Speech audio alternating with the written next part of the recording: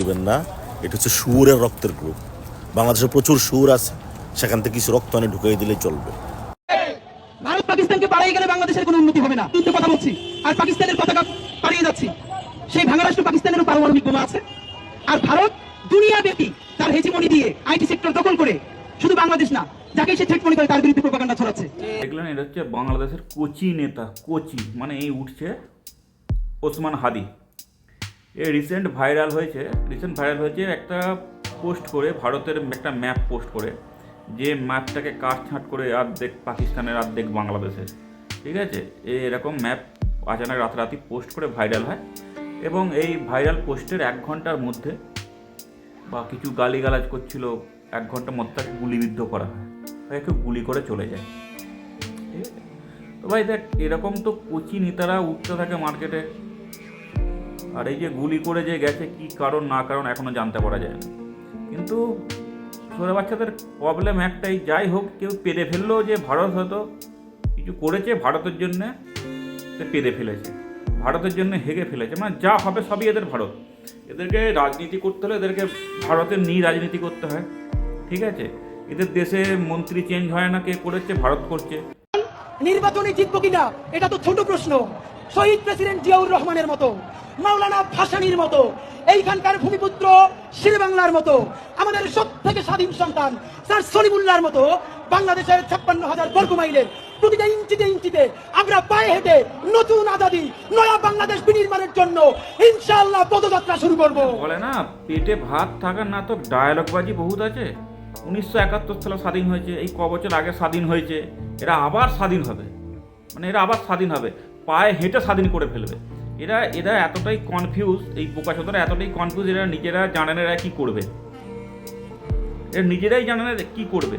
এদিকে জামাত বলছে আমরা দেশ সামলাবো, বিএনপি বলছে আমরা সামলাবো, আবার এই কোচি নেতা কোন দলের একটা এখনও খবর জানি না, এ বলছে পায়ে হেঁটে স্বাধীন করে আমরা আবার দেশ স্বাধীন করব।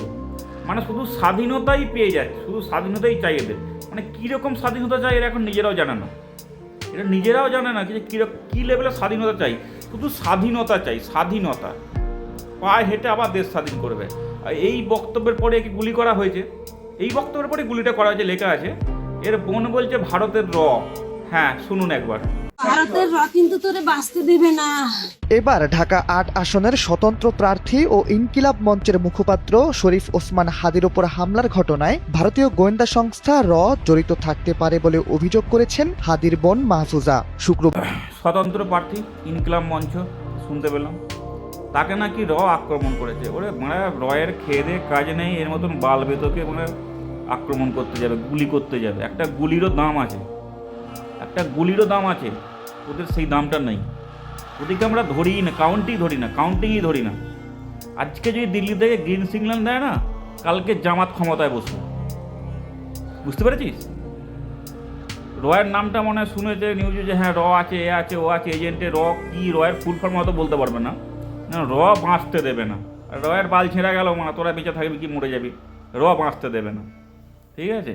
আর এদিকে তো মানে আমরা ছাড়ো, এদিকে এদের বাংলাদেশের ভাইয়েরাই গালাগালি পাচ্ছে, বলছে আলহামদুলিল্লাহ, কেউ বলছে শুয়োরের রক্ত দিয়ে দাও। হ্যাঁ হ্যাঁ, দেখুন।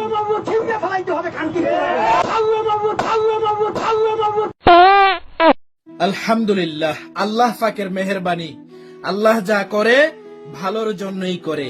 কোচি নেতার মুখের ভাষা শুনলেন? খানকির পোলা, হ্যাঁ ভাষা।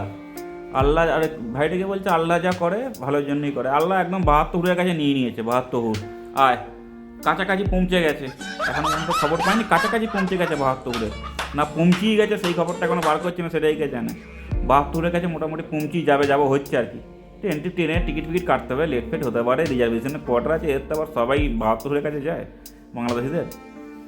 আর একটা ভাই কি বলছে, শুয়োরের রক্ত দাও, শুয়োরের রক্ত। হাদির জন্য বি নেগেটিভ রক্তের প্রয়োজন, ভুলেও কেউ রক্ত দিবেন না, এটা হচ্ছে শুয়োরের রক্তের গ্রুপ। বাংলাদেশে প্রচুর শুয়োর আছে, সেখান থেকে কিছু রক্ত আনে ঢুকিয়ে দিলেই চলবে। অনেকে দাগ থাকতে পারে, কিছু নিশ্চয়ই করেছে, কিন্তু এভাবে কাউকে গুলি করা উচিত নয় কোনো নেতাকে। এটা তো কাজটা তো বাংলাদেশেরই কাজ। যাক, রক্ত কম পড়লে তাহলে ভাই ওই রক্ত যদি না, বাংলাদেশের যদি কোনো ভাই রক্ত না দেয়, তাহলে ওই রক্ত যে বললো তোমাদের বাংলাদেশেরই ভাই, তো ওই রক্তই দিয়ে দাও একটু। ভারত বিরোধী ভাই তো মানা যাবে না, না কী করে মানো ভারত বিরোধী? তোমরা নিজেদের মধ্যে করো, ঝামেলা করো, নেতা হও, যা খুশি হও, ভারতের নামে এরকম পোস্ট ম্যাপ তুমি কেটে দিচ্ছ ভাই, সহ্য করা যাবে না। জয় হিন্দ, জয় ভারত।